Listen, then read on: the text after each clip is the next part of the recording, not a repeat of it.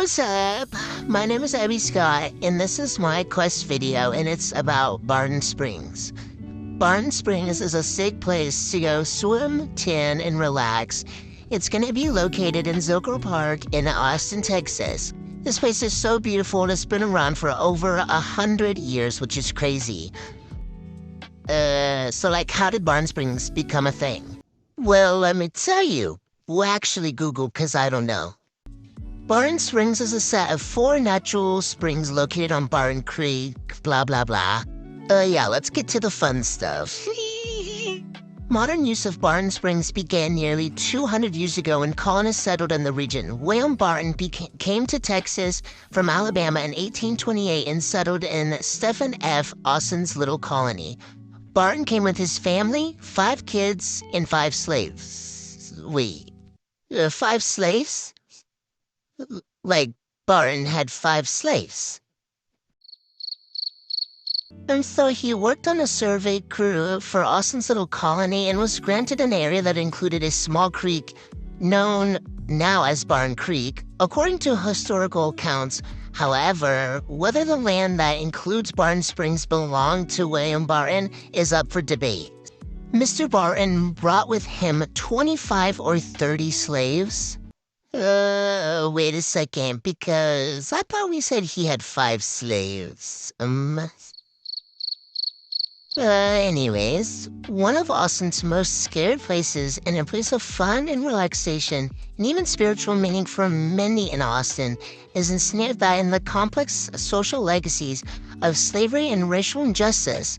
The springs were one of the first, if not the first, significant slave estates within the city's boundaries, and certainly would have been the home of a significant number of Austin's first African Americans.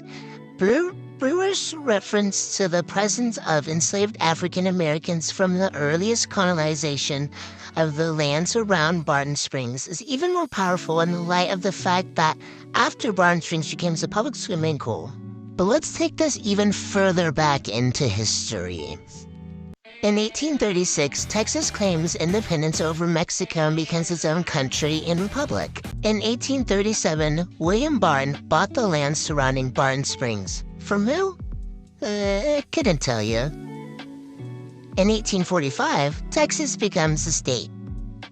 In 1846, Austin officially becomes the capital of the state of Texas.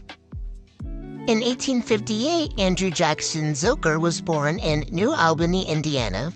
Sometime around the late 1800s and the early throughout 1900s, Marshall said African Americans were not allowed to use Barton Creek and Springs. In 1876, Andrew Zilker, at the age of 18, moved to Austin, Texas. In 1920, the city enlarged the pool and built the surrounding sidewalks into bathhouses. In 1960, Joanne Means Cobble was the first African-American to jump into the pool as an act of protest. She was honored for her efforts last year, 2022, by the 1962. All Austin parks were desegregated. Marshall said Beverly Sheffield was the director of the Austin Parks and Recreations Department at the time, and he agreed that the city parks should no longer be segregated. In March of 1928, the Austin City Council adopted the Austin City Plan of 1928, which codified really segregating city parks.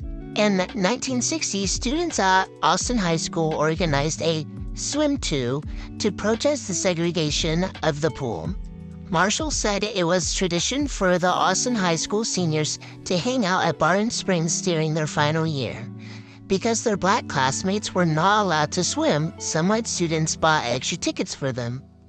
Although I didn't get to go back to Barton Springs to really reminisce on the history that I'd learned while being there, just looking at pictures and videos honestly is just enough. To know the backstory and history of Barton Springs has just changed my point of view on it.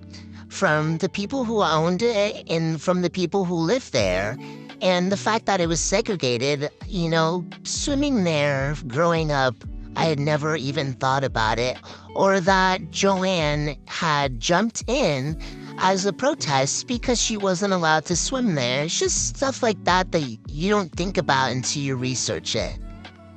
Thanks for watching my video. It took me a really long time to make, and this was my 512 project for Miss Wiggins' class.